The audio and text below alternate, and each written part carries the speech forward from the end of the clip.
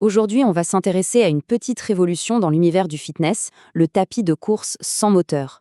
C'est un outil d'entraînement qui est non seulement super intensif et écologique, mais qui, en plus, change complètement notre façon de courir en intérieur. C'est un peu ça, la question de départ. Imaginez une machine qui fonctionne uniquement grâce à l'énergie humaine, où chaque foulée et chaque accélération vient directement de notre propre puissance. Allez, on plonge dans le vif du sujet. D'abord, qu'est-ce que c'est au juste un tapis de course sans moteur? En fait, l'idée est assez simple, mais elle change tout. Le moteur, eh bien, c'est la personne qui court. Sa conception, qui est souvent incurvée, et le fait qu'il n'y ait aucun composant électrique, ça permet un mouvement qui imite de très très près la course en extérieur. Plus besoin de régler une vitesse, c'est le corps qui la dicte naturellement. Alors pourquoi un tel engouement? On va passer aux bénéfices qui rendent ces tapis de course si intéressants pour les sportifs. Ce qui est vraiment intéressant ici, c'est la façon dont tous ces avantages fonctionnent ensemble. L'effort musculaire est plus intense parce qu'il faut propulser la bande de course soi-même. D'ailleurs, certaines études montrent que ça augmente la dépense calorique de près de 30% par rapport à un tapis classique. Pour la vitesse, elle est totalement libre. On peut passer de la marche à un sprint explosif en une fraction de seconde. La foulée est plus naturelle, la forme courbée aide à avoir une meilleure posture. Et bien sûr, sans moteur, c'est quasi silencieux et ça ne consomme pas une goutte d'électricité. Et quand on les met côte à côte, la différence est flagrante. Zéro consommation électrique d'un côté, contre une prise de courant obligatoire de l'autre. Une activation musculaire bien plus forte ici, contre un effort qui est assisté là. Et puis, le calme d'une séance presque silencieuse face au bruit constant d'un moteur.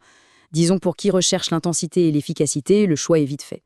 Très bien, maintenant que les bases sont posées, voyons concrètement ce que le marché nous propose en comparant les modèles phares du moment.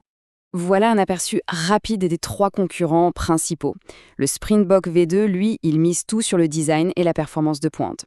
Le Half Human Curve est vraiment taillé pour l'intensité et le suivi technique. Et l'Air Runner Evo, lui, se positionne comme le choix polyvalent par excellence. Allons voir ça de plus près. Le Springbok V2, il est vraiment unique en son genre. Sa structure en bois massif, ce n'est pas juste pour faire joli. Ça absorbe les vibrations et ça lui donne une stabilité remarquable, même pendant les plus gros sprints. Avec sa surface de course bien large et son écran tactile connecté, on voit tout de suite qu'il s'adresse aux athlètes exigeants et aux salles de sport qui veulent du matériel très haut de gamme.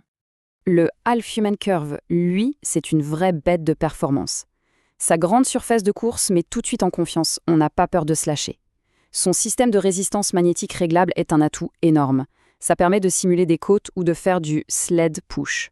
C'est l'outil parfait pour travailler son explosivité et peaufiner sa technique de course.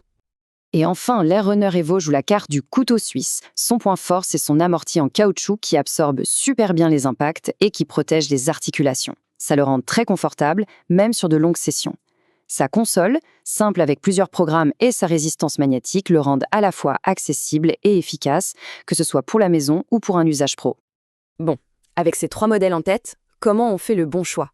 On va passer à un petit guide pratique pour aider à sélectionner le tapis qui correspond le mieux à ses propres besoins. Alors, il y a 4 points cruciaux à vérifier. D'abord, la surface de course. C'est non négociable pour la sécurité et le confort. Ensuite, la résistance réglable. C'est la clé pour pouvoir progresser. La robustesse, c'est un gage de stabilité, surtout pour les entraînements intenses. Et enfin, la connectivité. C'est ce qui va aider à rester motivé et à suivre ses progrès sur le long terme. Après cette analyse complète, qu'est-ce qu'en conclut l'auteur de notre article source, qui est lui-même un coureur expérimenté? Le verdict est assez clair. Le Springbok V2 se détache pour sa qualité et sa conception globale. Mais attention, ça ne veut pas dire que le Half Human Curve et l'Air Runner Evo sont loin derrière. Ce sont des options très très solides, particulièrement bien adaptées pour un usage intensif. Au final, le choix dépendra vraiment des besoins de chacun, du budget et aussi de l'espace disponible. Et voilà qui termine notre tour d'horizon. La question finale est assez simple. Est-ce que l'idée de maîtriser totalement son allure, son effort et sa performance, sans aucune assistance d'un moteur, est séduisante? C'est le défi que ces machines nous lancent. Et c'est là-dessus qu'on va se quitter.